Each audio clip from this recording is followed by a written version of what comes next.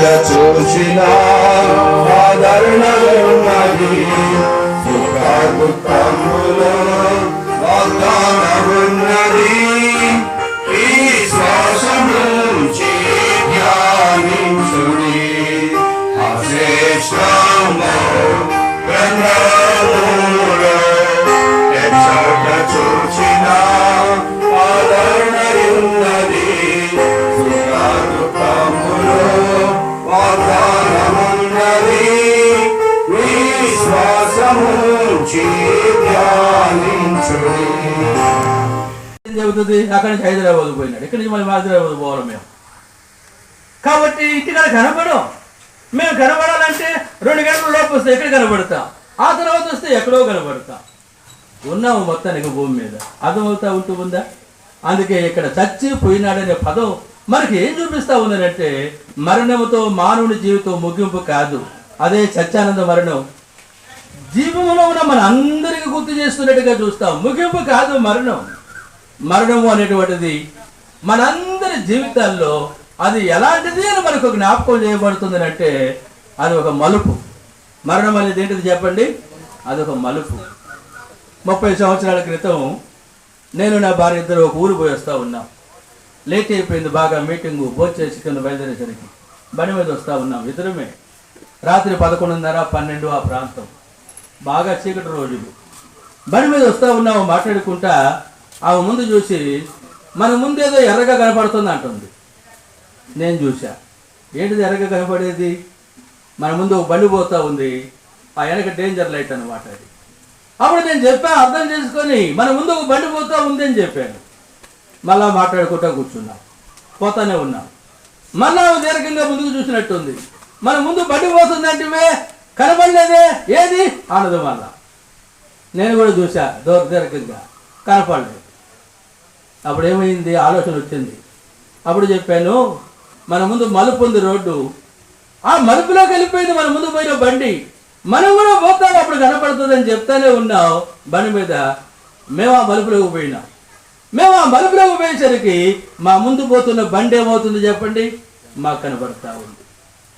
అందుకే సత్యానందం మరణం అనే మలుపులు నీకు పోయినాడు ఆయన, మనకు కనపడలేదు. మనకి ఎప్పుడు కనపడతాడు చెప్పండి? ఎప్పుడు కనపడతాడమ్మా? తప్పకుండా మనం కూడా ఆ మరణం అనే మలుపులోకి పోతాం, అప్పుడు మనం ఆయన్ని చూస్తాం. అది మన నిరీక్షణ. మరణం ముగింపు కాదు, మరణం తరువాత ఉంది. మరణం అనేటువంటిది ఒక వ్యక్తి జీవితంలో ఏంటని మనకు జ్ఞాపకం చేయబడుతుంది అంటే, ఒక మలుపు అనే మాట మనకు జ్ఞాపకం చేయబడుతుంది. మరణం తర్వాత జీవితం ఉంది. మరొక మాట జ్ఞాపకం చేస్తాం, ముగించేస్తాం. మరణం తర్వాత కూడా అన్నీ తెలుస్తాయా? ప్రశ్న. అన్నీ తెలుస్తాయా? తప్పకుండా తెలుస్తాయి. భూమి మీద మనం ఏమి చేస్తూ వచ్చామో అవన్నీ చనిపోయిన తర్వాత మన ముందు ఉంటాయి, మనకు జ్ఞాపకం చేయబడతాయి, మనకు గుర్తు చేయబడతాయి తప్పనిసరిగా. అందుకే లూకా సువార్త 16వ అధ్యాయంలో ధనవంతుడు లాజరును గురించిన సందర్భం ఉంది. ఈ సందర్భం చెప్పి నేను ముగించేస్తాను. 19వ వచనంలో ధనవంతుడు ఒకడు ఉండెను అనే మాట ఉంది. ఎవరున్నారు చెప్పండి? ధనవంతుడు ఒకడు ఉండెను. 20వ వచనం చదవండి. లాజరు అని ఒక దరిద్రుడు ఉండెను. ఉండెను అంటే అర్థం ఏంటి? ఒకప్పుడు, ఇప్పుడు కాదు, ఒకప్పుడు. సత్యానందం కూడా అంతే కదా, ఇంట్లో ఉన్నాడు కొంతకాలానికి. ఉండెను అంటే ఒకప్పుడు, ఇప్పుడు కాదు, లేడు, చనిపోయినాడు. కాబట్టి ఇద్దరు కూడా, ధనవంతుడు దరిద్రుడు ఇద్దరు కూడా ఉండెను ఉండెను అనే పదాలు మనకి ఏం చూపిస్తున్నాయి అంటే, ఒకప్పుడు, ప్రస్తుతానికి వారు లేరు. అయ్యా మీరు మంచినీళ్ళు ఇవ్వద్దు, ఇప్పుడు బుక్ చేస్తాను నేను, వెళ్ళిపో. మీ మర్యాదలు చేస్తూ ఉంటే 4 మాటలు ఉపయోగపడవు. మన మీటింగులు పనికిరావు, లోకస్తులకైతే అన్నీ చేస్తారు.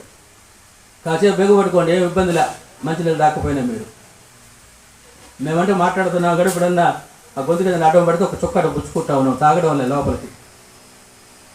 2 నిమిషాలు త్వరగా ముగిచ్చేస్తా ఉంటా. వినండి జాగ్రత్తగా, చాలా ప్రాముఖ్యమైన సంగతి. ఉండని అనే పదం లేరు అని చూపిస్తా ఉంది. అయితే ఎక్కడ లేరు చెప్పండి? భూమి మీద లేరు అంతే. అయితే ఉన్నారు ఒక చోట. అందుకే వారి గురించి ఆ భాగాల్లో మనం ఏం చూస్తాము అని అంటే, ఆ లూకా సువార్త 16వ అధ్యాయంలో చూడండి, దేవుని వాక్యం మనకి ఏం జ్ఞాపకం చేయబడుతుంది చెప్పండి. 22వ వచనం. ఆ దరిద్రుడు చనిపోయి దేవదూతల చేత అబ్రహాము రొమ్మున ఆనుకొనుటకు కొనుపోబడెను. ఆ దరిద్రుడు చనిపోయి, ఆ దరిద్రుని గురించి భూస్థాపన ఎలాగో జరిగింది అనే సంగతి దైవ గ్రంథంలో రాయబడలేదు. అర్థమవుతుందా? ఎందుకు? ధనవంతుడు ఇంట వాగుడు పడి ఉండేవాడు, శరీరం అంతా కురుపులు, కుక్కలు వచ్చి కురుపులు నాగుతూ ఉండేవి. ఆ ధనవంతుడు తినగా జారుపడే రొట్టె ముక్కలు తింటూ ఆకలి కలుపుకుంటూ ఉండేవాడు. తన భూస్థాపన ఎలాగ జరిగిందో దైవ గ్రంథంలో రాయబడలేదు. అయితే చనిపోయిన వెంటనే చూడండి, నిష్ప్రయోజనమైన శరీరం గురించి కాదు కానీ ప్రయోజనమైన ఆత్మల గురించి జ్ఞాపకం చేయబడుతూ ఉంది. దేవుని దూతలు వచ్చేసంట అబ్రహాము రొమ్మున పరదేశంలో ఉండడానికంట ఆ ఆత్మను తీసుకొని పోయినట్టుగా చూస్తా ఉన్నాం. ఇది భక్తుల యొక్క మరణం. అర్థమవుతుందా? అది రాయబడిన మాట తర్వాత చూడండి, వచనములో ధనవంతుడు కూడా చనిపోయి పాతి పెట్టబడును. వీడి సమాధిని గురించి రాయబడింది. అర్థమవుతుందా? వీడి సమాధి ఎలా జరిగింది చెప్పి పాతి పెట్టబడ్డాడు. ఎంతో ఘనంగా జరిగినట్టుగా చూస్తాం. ధనవంతుడు కదా, ఎంతో మంది వచ్చినట్టుంది.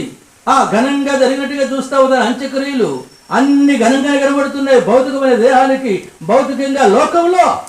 అయితే ఆ తర్వాత వచనంలో మనకి ఏం జ్ఞాపకం చేయబడుతుందో తెలుసా? అప్పుడు అతను పాతాళములో బాధపడుతూ, అప్పుడు అతను ఎక్కడున్నాడు చెప్పండి? పాతాళంలో బాధపడుతున్నాడు. మరణం వస్తుంది కానీ మరణం ఇక్కడ నుంచి మరణంలో తప్పిస్తుంది కానీ మరణం తర్వాత చూడండి అందరూ ఒక చోటుకు పోరు. అది గుర్తుపెట్టుకోండి. మరణం తర్వాత అందరూ ఒక చోటుకి ఏం చేయాలి చెప్పండి?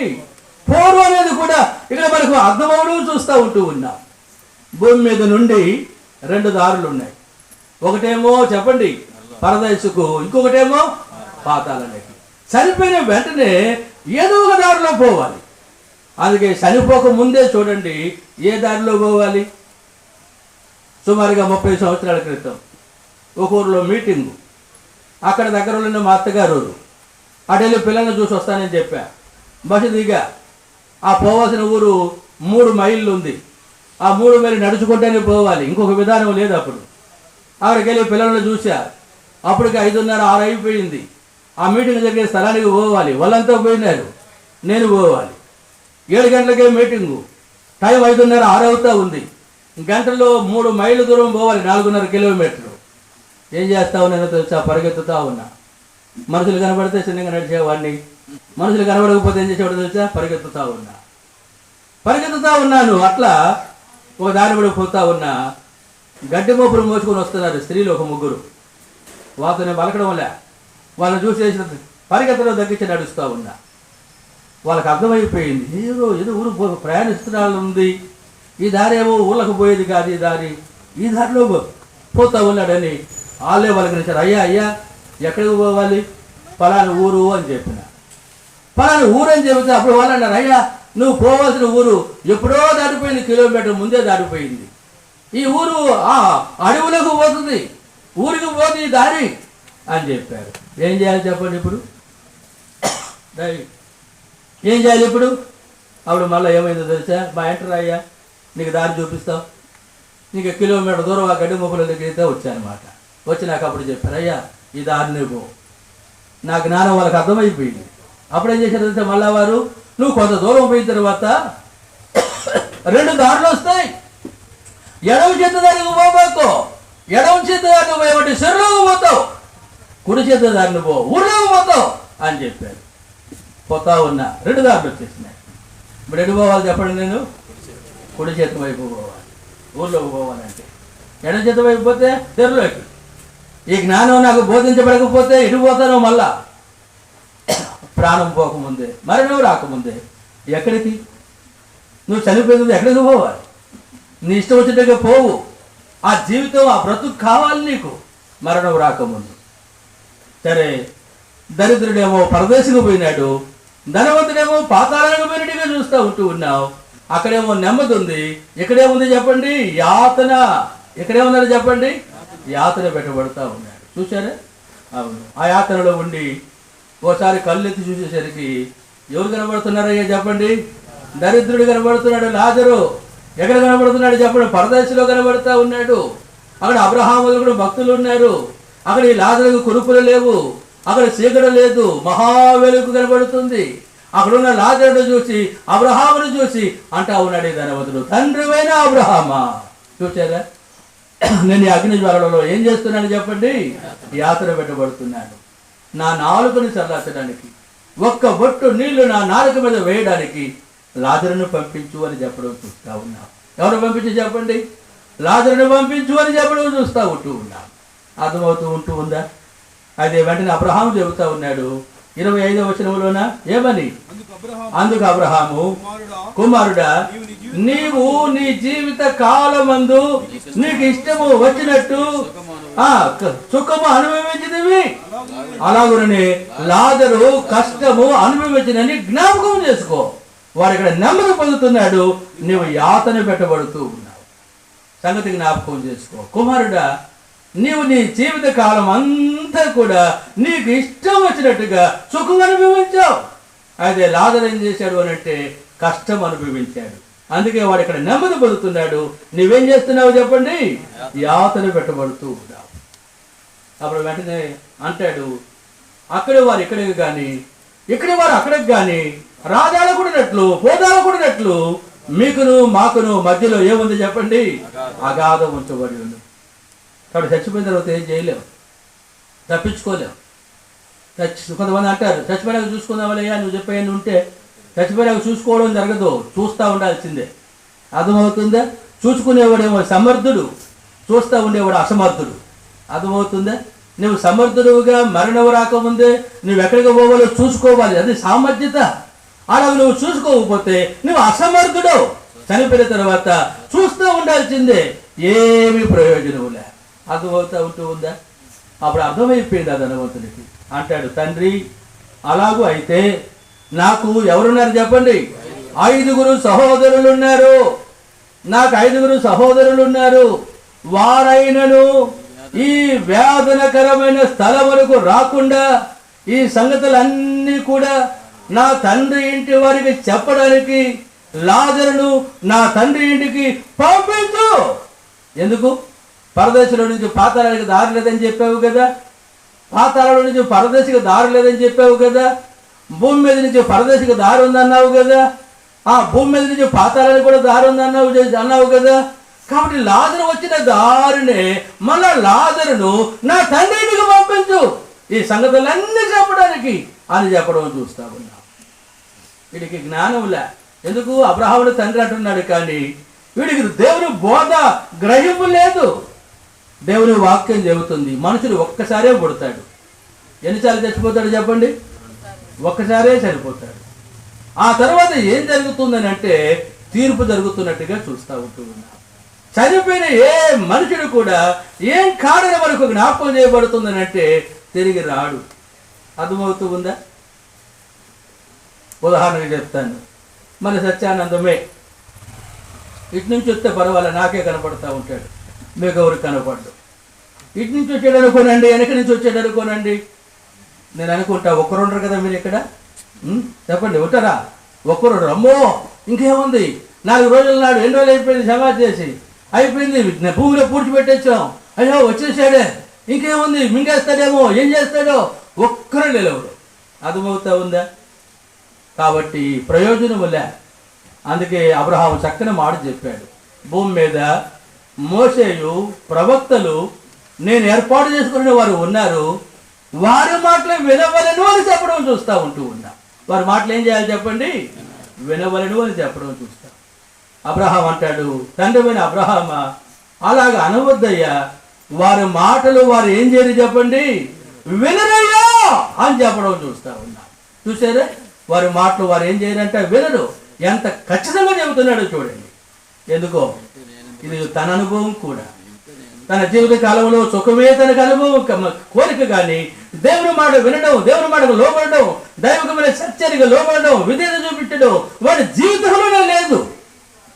అందుకే తన అన్నదమ్ములు తనకంటే తక్కువ, అయ్యో వారు వినరయ్యా. అందుకంటాడు, మృతులలో నుండి ఒకడు లేస్తే తప్పకుండా వారు ఏం చేస్తారు చెప్పండి, నమ్ముదురయ్యా అని చెప్పడం చూస్తా ఉన్నా. అందుకు ప్రభు చెప్పాడు, అబ్రహాము చెప్పాడు, మోషేయు ప్రవక్తలు చెప్పిన మాటలు కనుక వారు నమ్మకపోతే మృతులలో నుండి ఒకడు లేచినా కూడా వారు ఏం చేయాలి చెప్పండి? దేవుని సంకల్పాన్ని బట్టి ఈ లాజరు కాదు కానీ ఇంకొక లాజరు కనబడతాడు. మరియా మార్త సహోదరుడైన లాజరు చనిపోయినాడు, సమాధి చేసేసారు. 3 రోజులు అయిపోయింది. ప్రభు అన్నాడు సమాధికి పోదామని పోయినారు. రాయి దొరలేకపోతే కంపు కొడుతుంది ప్రభు అంటున్నాడు. అప్పుడు ఆయన అన్నాడు, నమ్మితే దేవుని మహిమను చూద్దామని నీతో చెప్పలేదా? రాయి దొరలేసినప్పుడు లాజరు లేచిరమ్మని చెప్పినప్పుడు చనిపోయిన లాజరు పేత వస్త్రాలతో చుట్టబడ్డవాడు కానీ తిరిగి లేచి వచ్చినట్టుగా చూస్తా ఉన్నా. ప్రభు అన్నాడు వాడి కట్లు ఇవ్వని పోనీ ఏంటంటే వాడు పోలా, ప్రభుతో కూడా ఉన్నాడు. వాడు మృతులను లేచాడు. ఆ సంగతి అందరూ నిజమైంది. చూడడానికి వచ్చారు. చూడడానికి వచ్చిన వారు అందరూ గమనిస్తూ ఉంటాం. ఏం ఆలోచన చేశారో తెలుసా? లాజరును చంపాలి, లాజరుతో కూడా ఎవరిని చంపాలి చెప్పండి? యేసు ప్రభుని కూడా చంపేయాలి అన్నాడు కదా ఈ ధనవంతుడు. అయ్యో మృతులలో కూడా లేస్తే నమ్ముతారని మృతులను లేపాడు కదా ప్రభు. ఆ సాదృశ్యుడ లోకంలో కనబడుతుంది కదా. అదే మృతుల నుండి లేచిన లాజరుని సంప చూసినారు. ఆ మృతుల్లో నుండి లేపిన ప్రభువును కూడా సంప చూసినట్టుగా చూస్తా ఉన్నాం. అర్థమవుతుందా? కాబట్టి ఇవి కావు. అందుకే సృష్టికర్త అయిన దేవుడే మానవ దేహముతో ఈ లోకానికి వచ్చి ఆయన మనందరి కొరకే మృతి పొంది తిరిగి లేస్తాడు అని మోషేయు ప్రవక్తలందరూ చెబుతూ వచ్చారు. ఆ ప్రవచనములు అన్ని నెరవేర్చబడినట్లుగా గమనిస్తూ ఉంటాం. తిమోతి మొదటి పత్రిక 2వ అధ్యాయం 5వ వచనం కనబడుతూ ఉంది. దేవుడు ఒక్కడే. దేవునికి నరులకును మధ్యవర్తి చెప్పండి ఒక్కడే. ఆ మధ్యవర్తి ఎవరిని మనకు జ్ఞాపకం చేయబడుతుంది అంటే క్రీస్తు యేసు అనేటువంటి నరుడు అనే మాట మనకు జ్ఞాపకం చేయబడుతుంది. ఇప్పుడు 6వ వచనంలో చూస్తాం కదా, ఈయన అందరి కొరకు విమోచన క్రయధనముగా తన్ను తానే సమర్పించుకొనెను. మన పాపను విడిపించబడ్డానికి ఆ ప్రభువుడు మానవుడిగా ఈ లోకానికి వచ్చి మనందరి కొరకే అర్పించుకున్నట్టుగా చూస్తా ఉన్నాం. అందుకే కొరింథీ మొదటి పత్రిక 15వ అధ్యాయం 3వ వచనం, లేఖనముల ప్రకారం క్రీస్తు మన పాపముల నిమిత్తం ఏమైనాడు చెప్పండి? మృతి పొందెను, సమాధి చేయబడెను. 4వ వచనం మనకు జ్ఞాపకం చేయబడుతుంది. లేఖనముల ప్రకారం 3వ దినమున ఆయన మృత్యుంజయుడిగా తిరిగి లేచెను అని మనకు జ్ఞాపకం చేయబడుతుంది.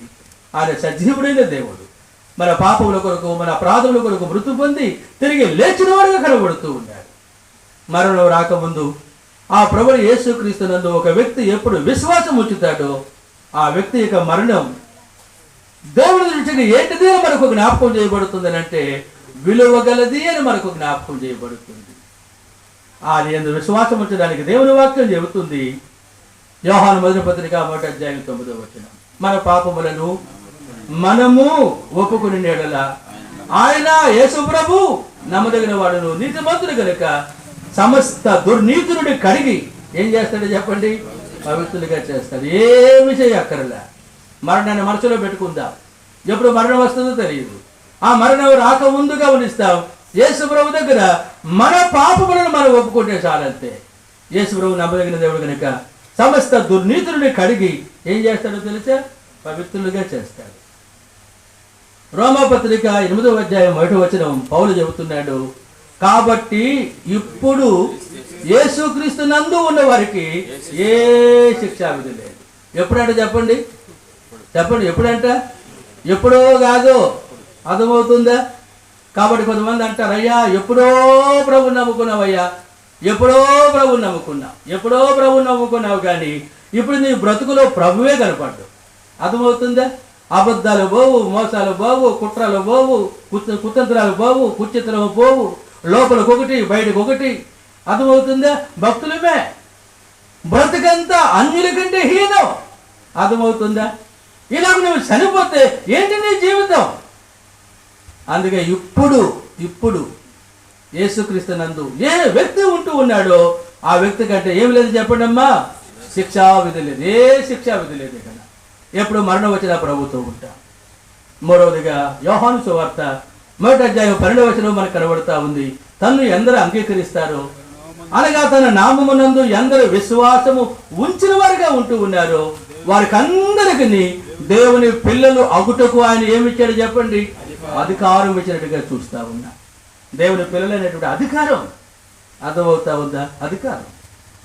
రోమాపత్రిక 8వ అధ్యాయం 17వ వచనంలో గమనిస్తా వస్తే 4వది కనబడుతుంది, మనము పిల్లలము అయితే వారసులము.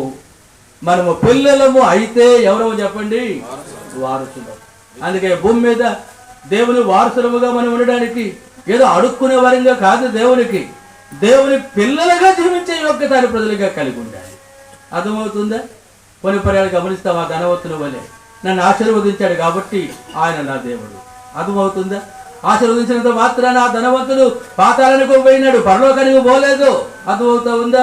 ఆయన ఉన్నవాడు, దేవుడు ఇస్తాడు. నీకు ఇచ్చినంత మాత్రాన భౌతికమైన లోక సంబంధమైన ఆ ఆశీర్వాదాలను బట్టి గమనిస్తూ ఉంటావు. దేవుని రాజ్యంలో నీవు ఉండవు. దేవునికి ఎవరుగానే ఉండాలనంటే కుమారుడుగా కుమార్తెగా ఉండాలి. ఇది వారసత్వం.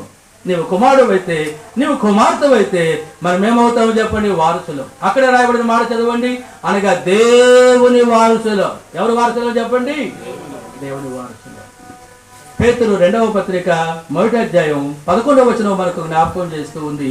చదవడం తీసిన వారు అలాగున పేతురు మొదటి పత్రిక 2వ పత్రిక మొదటి పత్రిక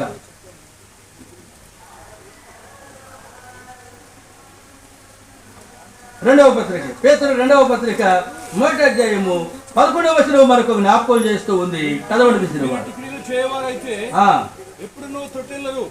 మీరు డిగ్రీలు చేయవలసి ఎప్పుడు తొట్టెలరు. అలాగున మన ప్రభువును రక్షకుడునైన యేసు క్రీస్తు యొక్క నిత్య రాజ్యములోనికి ప్రవేశము మీకు సమృద్ధిగా లభించును. అలాగే మన ప్రభువును రక్షకుడునైన యేసు క్రీస్తు యొక్క నిత్య రాజ్యములోనికి ఎలాంటి ప్రవేశం చెప్పండి? సమృద్ధైన ప్రవేశం. సమృద్ధైన ప్రవేశము అర్థం మనకు కావడానికి ప్రవేశము అనేది కూడా మనకు అర్థం కావాలి. అందుకే నేను చెప్తూ ఉంటాను, దేవుని సేవకులుగా దేవుని ఆత్మ మమ్మల్ని ప్రేరేపించినప్పుడు దేవుని ప్రజలను వారిని దర్శించడానికి వారి దగ్గరికి వెళ్తాం. చెప్పకుండానే పోతాం. ఇంటి దగ్గరికి పోయేసరికి తలుపు వేయబడి ఉంటుంది. లోపల ఉన్నారని అర్థం అవుతుంది.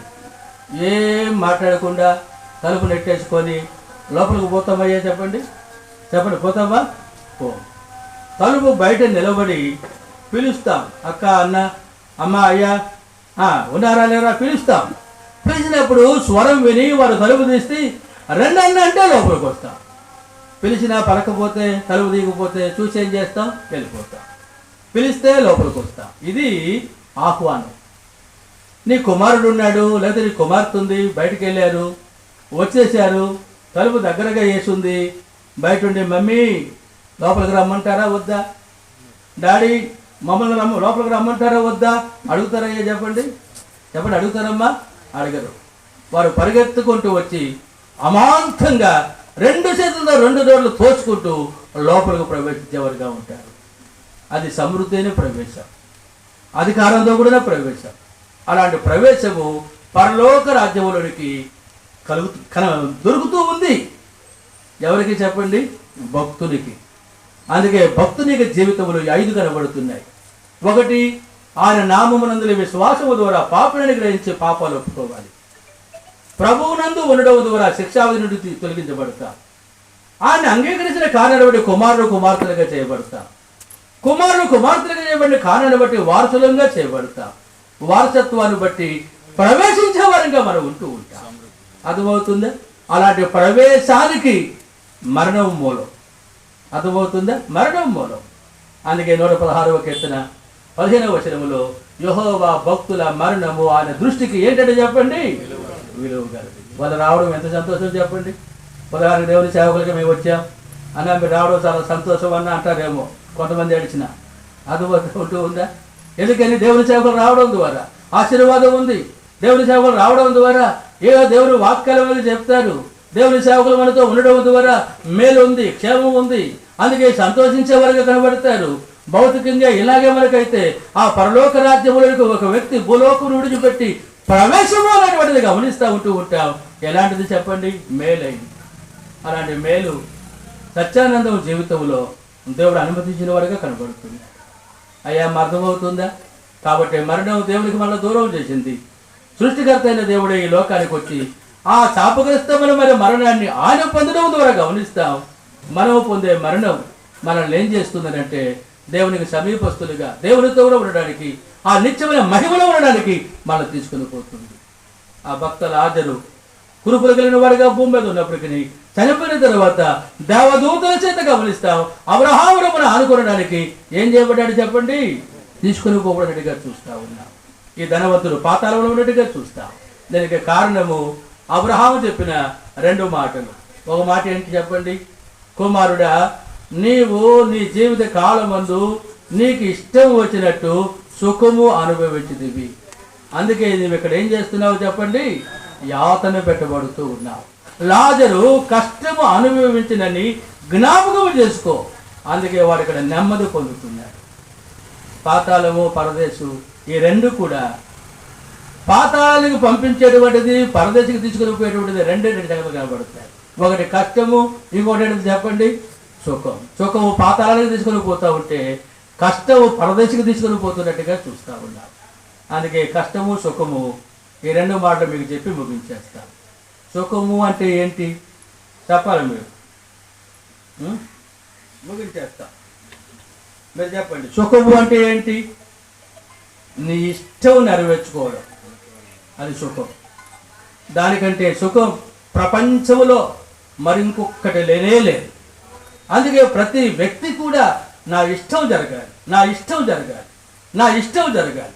నీ ఇష్టం జరిగితే ఆనందం, నీ ఇష్టం జరగకపోతే తిరుగుబాటు చేస్తావు. అది మనుషుని యొక్క స్వభావం. అదే భక్తుని యొక్క స్వభావం తన ఇష్టం కొరకు చచ్చిపోవాలి, దేవుని ఇష్టం కోసం బ్రతకాలి. అది భక్తుని జీవితం.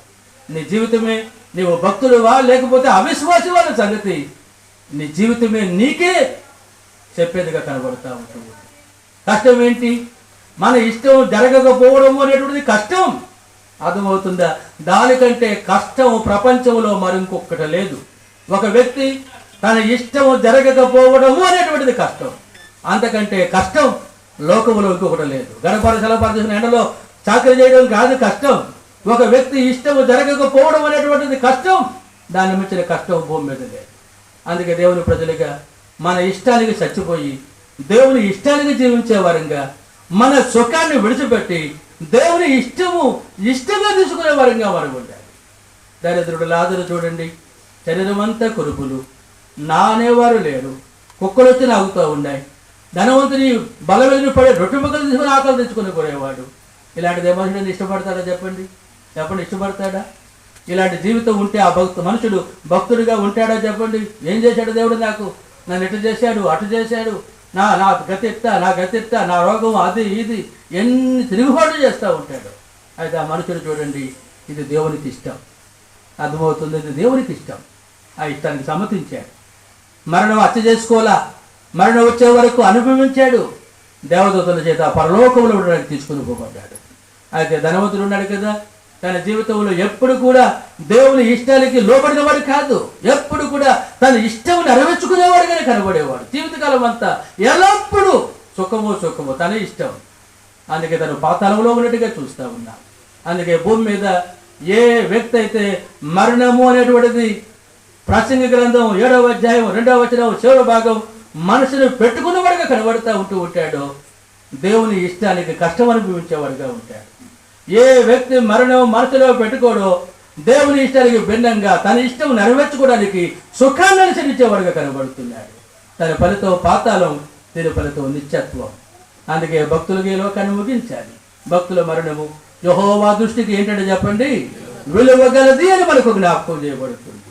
ఎప్పుడైతే భక్తులుగా మనం వారు లోకాన్ని ముగించడానికి కనబడుతున్నారో, భక్తులు నీతిమంతులని చెప్పబడుతున్నారు. నీతిమంతుల పిల్లలు ఏం చేయబడినట్టు చెప్పండి, విడవబడరు. నీతిమంతుల పిల్లలు ఏం చేయాలి చెప్పండి, విడవబడరు. నీతిమంతుల పిల్లలు ఏం కారు అని మనం చూస్తామంటే దైవ గ్రంథములో అనాథులు కారు. నీతిమంతుల పిల్లలు గమనిస్తావు, వారు తదనంతరము ధన్యులవుతారని దేవుని వాక్యం చెప్పడం చూస్తూ ఉన్నాం. కారణం ఏంటంటే వారి సంతానములు దేవుడే ఏం చేసేవాడుగా ఉన్నాడు అని అంటే ఆదరించేవాడుగా ఉంటాడు. అందుకే చిన్న మాట చదవండి, యెషయా గ్రంథము 66వ అధ్యాయం, యెషయా గ్రంథము 66వ అధ్యాయం 13వ వచనం. ఒకని తల్లి వారిని ఆదరించినట్లు నేను మిమ్మల్ని ఆదరించేదను. ఒకని తల్లి వారిని ఆదరించినట్లుగా నేను మిమ్మల్ని ఏం చేస్తాను చెప్పండి, ఆదరిస్తాను.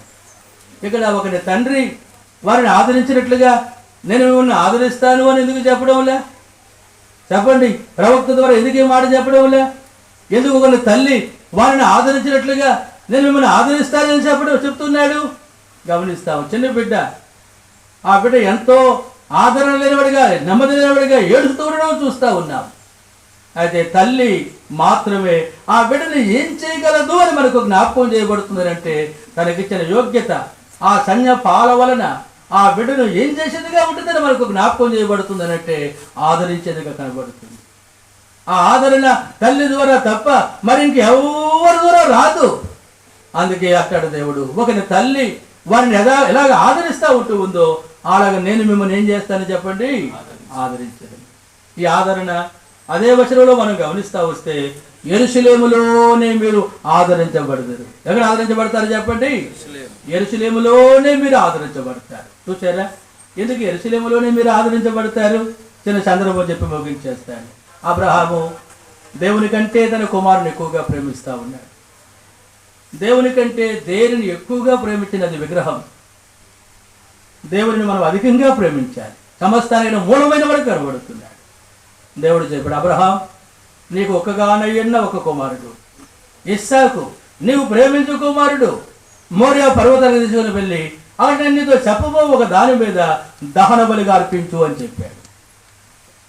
దహన బలి అని అంటే మామూలు బలి కాదు. అది దహన బలి అన్నప్పుడు కట్టెలు పెట్టి అవయవాలన్నీ ఖండించి ఆ కట్టెల మీద పెట్టి నిప్పుతో దహించాలి.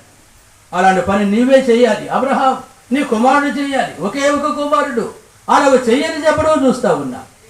అలాగ చేయడానికి అబ్రహాం వెనక తీయలేదు. బలిపీఠాన్ని సిద్ధపరిచాడు, కట్టెలు పెట్టాడు, కుమారుడు బంధించాడు, బలిపీఠం మీద పెట్టాడు, కత్తి పట్టుకున్నాడు. ఎందుకు? అవయవాలని ఖండించి కొవ్వు పెట్టి దహించాలి. అది దహన బలి. అలాగ చేయడానికి అబ్రహాం సిద్ధపడినప్పుడు ఆకాశంలో స్వరం, అబ్రహామా అబ్రహామా, చిన్నవారిని ఏమీ చేయకు, నీకు ఒక్కడైన నీ కుమారుని నాకీయ వినదీయలేదు కనుక నువ్వు దేవునికి భయపడేవాడు అని ఇందువలన నాకు కనబడుతూ ఉంది అని చెప్పడం చూస్తా ఉన్నా. అప్పుడు వెంటనే అబ్రహాము కనులెత్తి చూసినప్పుడు వెనక తట్టంట ఆ పొదలో ఏం కనబడుతుంది చెప్పండి? కొమ్ములు తగులుకుని ఒక పొట్టేలు కనబడడం చూస్తా ఉన్నా. ఎక్కడ ఉంది ఇది? వెనక ఉందన్నమాట. వెనక అనేటువంటిది మన వెనక దేవుని యొక్క క్రియలు కనబడతాయి. ఆ పొట్టెల్ని తీసుకొని ఇస్సాకుకు బదులుగా దహన బలిగా అర్పించి ఇస్సాకును వెంట పెట్టుకొని వచ్చినట్టుగా చూస్తాం. ఆ స్థలానికి ఏమని పేరో తెలుసా? యెహోవా ఈరే. ఆ సొలొమోను దినాల్లో అక్కడే దేవుని మందిరం కట్టబడినట్టుగా చూస్తూ ఉంటూ ఉన్నాం. ఆ ఈరే అనే పర్వతానికి సమీపములో చాలేము అనే ఊరు కనబడుతూ ఉంటూ ఉంది. చాలేము అనే వాడికి అర్థం ఏంటంటే సమాధానము, శాంతి అని అర్థం. ఈ ఈరే సాలేమును కలిపి గమనిస్తూ ఉంటాం. దానికి ఏమని పేరు పెట్టబడిందో తెలుసా? యెరూషలేము. అర్థమవుతా ఉందా? యెరూషలేము అంటే అర్థం ఏంటంటే ఈరే సాలేము, అదే యెరూషలేముగా కనబడుతుంది. ఆ స్థలం ఏ స్థలం అని మనకు జ్ఞాపకం చేయబడుతుంది అంటే దేవుడు చూసుకునే స్థలం. ఏ స్థలం చెప్పండి? దేవుడు చూసుకునే స్థలం. అందుకే యెరూషలేములోనే మీరు ఏం చేయబడతారో చెప్పండి? ఆదరించబడతారు. మందిర ప్రత్యక్షత కలిగి దేవుని ఆదరణ పొంది భూమి మీద దేవుని మహిమ కొరకాయి మరణము అనే దాన్ని మనసులో పెట్టుకొని లోకాన్ని ముగించిన తర్వాత ఎప్పుడు మరణం వచ్చినా ఆ మరణం భక్తుల మరణంగా నిత్యమైన మహిమలో ప్రభుత్వం మనం చేర్చినట్లుగా మన వ్యక్తిగత ఆత్మీయ జీవితాన్ని సిద్ధపరచుకునే వారంగా మనం ఉండాలి. ఆ విధంగా కుటుంబం కూడా ప్రభువుని బట్టి ఆదరించబడాలి. దేవుని వాక్యం చెబుతుంది. ప్రభు ఆ మాట కూడా జ్ఞాపకం చేసుకుని ముగించేసుకుంటాం. తెస్సలోనికీయులకు రాసిన మొదటి పత్రిక సందర్భంగా మొదటి పత్రిక 4వ అధ్యాయం మనకు జ్ఞాపకం చేయబడుతూ ఉంది. 16వ వచనం లేక 13వ వచనం కూడా, సహోదరులారా నిరీక్షణ లేని ఇతరుల వలె మీరు దుఃఖపడకుండా నిమిత్తం నిద్ర చూస్తున్న వారి గురించి మీకు తెలియకునుట మాకు ఇష్టము లేదు. యేసు మృతి పొంది తిరిగి లేచిన మనం నమ్మినట్లా అదే ప్రకారము యేసునందు నిద్రించిన వారిని దేవుడు ఆయనతో కూడా వెంట పెట్టుకొని వస్తాడు. యేసు ప్రభు చనిపోయి తిరిగి లేచాడని ఏ వ్యక్తి విశ్వసించి కూడా కనబడుతున్నాడో ఆ వ్యక్తి లోకాన్ని ముగించిన తర్వాత ప్రభుతో ఉంటాడు. ఆ వ్యక్తిని ప్రభు వెంట పెట్టుకొని వస్తాడు. 16వ వచనం, ఆర్భాటముతోను ప్రధాన దూత శబ్దముతోను దేవుని బోరుతోను పరలోకమును ప్రభు దిగి వచ్చును, క్రీస్తునందుండి మృతులని వారు మొదట లేతురు. 17వ వచనం, ఆ మీదట సజీవులమైన మనము వారితో కూడా ఏకముగా ప్రభువును ఎదుర్కొనుటకు ఆకాశ మండలమునకు మేఘముల మీద కొనుక్కోబడదు. సదాకాలం మనము ఎవరితో ఉంటామని చెప్పండి? ప్రభుతో ఉంటాం. ఎడబాటు లేదు. అందుకే ఎడబాటు తాత్కాలికం. అయితే మనం వాడిని కలుసుకున్న తర్వాత ప్రభువుతో ఉండబోయే కాలం సదాకాలం. కాబట్టి 18 వచనంలో అంటాడు, కాబట్టి మీరు ఈ మాటల చేత ఒకరినొకడు ఏం చేయండి చెప్పండి, ఆదరించుకోండి. ఈ ఆదరణ కలిగి నిరీక్షణ కలిగిన వారంగా దేవుని మహిమ కొరకే సిద్ధపరచబడ్డానికి ప్రభు మనకు సహాయం చేయనుగా. ప్రార్థన చేసుకుంటాం.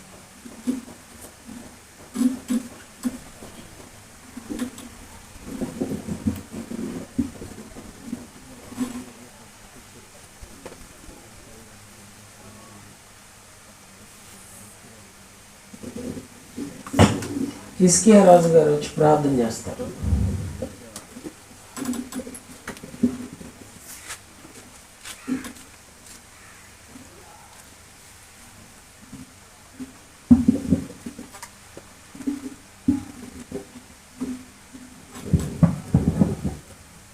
ప్రార్థన చేసుకుందాం.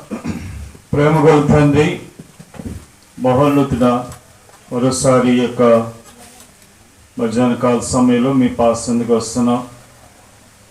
అయినా మరి మావి గారు, సాల్మన్ మావి గారు, అతమ్మ గారు, శారమ్మ గారిని బట్టి వందనాలు. వారిని ప్రేమించి 3 బిడ్డలు ఇచ్చారు. వారిని కుటుంబాలుగా చేసి వారిని ఆస్వాదించారు. మరి ఇక్కడ సాక్షిగా నిలబెట్టుకుంటూ వచ్చారు. మరి చిన్న కుమారుడు మరి సత్యానందం మరి ప్రేమించిన మరి చెల్లి ప్రభా ఏమేవాన్ని బట్టి ప్రేమించి వారికి 2 బిడ్డలు ఇచ్చారు. పేదల జీవితంలో గొప్ప రక్షణ ఇచ్చి నాయన మరి సృష్టికర్తవైన జీవం గల దేవుడు అయిన నీ యందు విశ్వాసం ఉంచడానికి వారిలో రక్షణ కార్యం జరిగించారు. అయితే మరి సత్యానందం ప్రభా మరి ఇంత చిన్న వయసులో మరి నీ పిలుపుని అందుకొని ఈ భూమి మీద నీ భక్తుడిగా ఉండి నీ రక్తంలో కడగబడి పరిశుద్ధపరచబడి నీతిమంతుడిగా చేయబడి నాయన మరి నీ యొక్క పరలోక పిలుపుని అందుకొని నీ సన్నిధానంలో పరదేశంలో మరి విశ్రాంతి నెమ్మది పొందుచున్నాడు. నిరాశుని ద్వారా 116 కీర్తన 15 వచనం ద్వారా మరి 16 వచనం ద్వారా మీరు మాట్లాడుతూ వచ్చారు. యెహోవా భక్తుల మరి మరణము నీ దృష్టికి విలువైనది అని. ఏ విధంగా విలువైందో మీరు జ్ఞాపకం చేస్తూ వచ్చారు. అయితే చిన్న వయసులో తాను ఈ లోకాన్ని విడిచి తల్లిదండ్రుల ముందు బిడ్డ మరి వెళ్ళటం అది ఎంతో బాధాకరమైన దుఃఖకరమైన విషయమే. మేము శరీరం కనుక బాధ అనేది దుఃఖం అనేది ఉంటుంది. అయితే మరణాన్ని మీరు జయించారు. నిరీక్షణ లేని మాకు నిరీక్షణ ఇచ్చారు. మరణం తర్వాత జీవితం ఉందని మీరు మాకు తెలియజేశారు. పాపమును బట్టి వచ్చిన మరణాన్ని ప్రభా మరి ఆ ఎడబాటుని నీ కుమారుని యేసు ప్రభువారి ద్వారా తొలగించి ఈ లోకం తర్వాత మేము సదాకాలము మీతో ఉండే గొప్ప భాగ్యం ఇచ్చారు. ఈ లోకం ఎవరికీ శాశ్వతం కాదు. మనిషిగా పుట్టిన మహాత్ముడైన ఒకరోజు ఈ లోకాన్ని విడిచిపెట్టాలి. అయితే ప్రభా విడిచిపెట్టే ముందు మరి తాను మరి సిద్ధపడాలి. నాయన మరి సత్యానందాన్ని మీరు ఆ విధంగా సిద్ధపరిచారు. నీ బిడ్డను ప్రభా తనకి శరీర సంబంధమైన అనారోగ్యాన్ని బట్టి ఎంతో బాధపడుతూ వచ్చారు. మరి కుటుంబీకులు, తల్లిదండ్రులు, మరి ఇంకా మరి రక్త సంబంధికులు ఎంతో పరిచయం చేస్తూ వచ్చారు. సంఘము ప్రార్థన చేస్తూ వచ్చింది. మరి ఎంతమంది మేము ప్రార్థించినా మరి ట్రీట్మెంట్ చేసినా అది ప్రభా మరి నీ చిత్తం అనుకుంటున్నాం. మరి తాను మరి మీ దగ్గరికి రావటం, యెహోవా భక్తులను మరి తనకి ఇష్టమైన వారిని ఆయన తీసుకుని పోతున్నాడు. మరి నీకు ఇష్టమైంది ప్రభా, నిన్ను ప్రశ్నించడానికి మేము ఎవరు?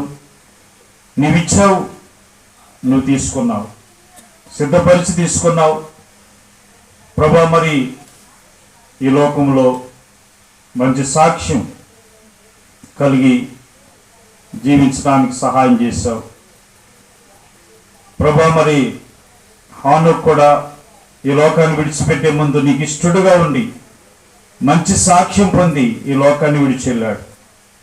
మా శరీరము సమాధికి వెళ్ళినా మా సాక్ష్యము సమాజానికి వెళ్ళాలి. అది మీ యొక్క ఉద్దేశం. అటువంటి సాక్ష్యము మరి బిడ్డకు అనుగ్రహించారు.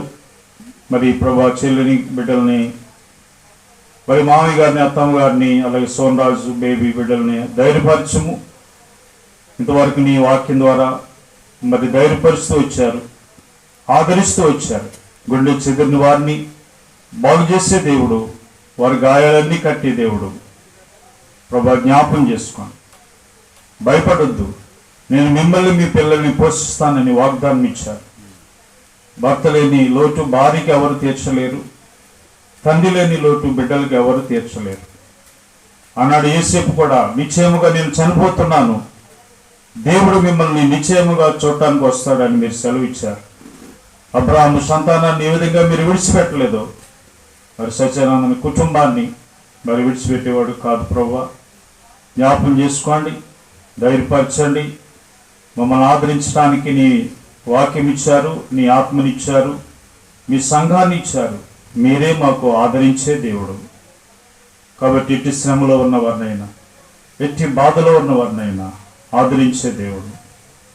మేము ఒంటరి వాళ్ళం కాదు, సహాయం చేయండి.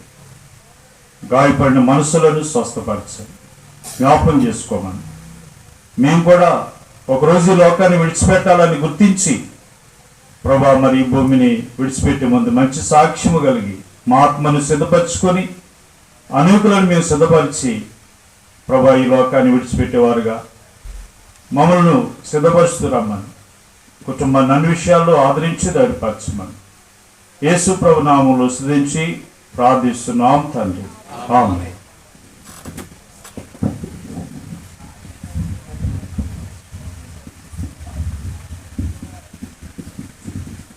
ఆశీర్వాద ప్రార్థనతో కొడుకులు మనం ముగించుకుంటాం.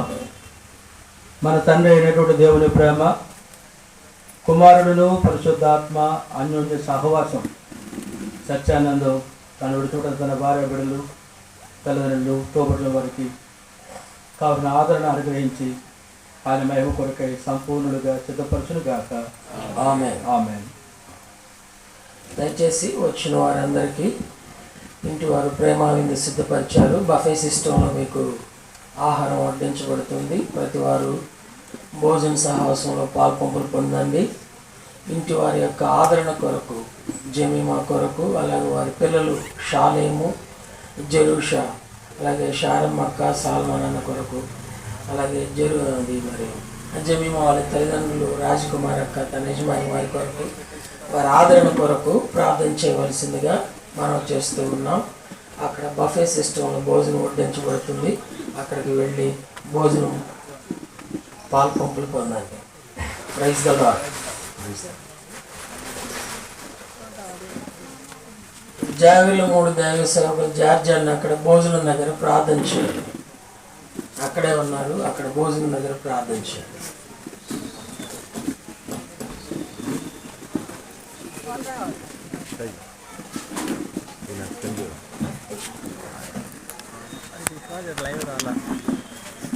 ఓకే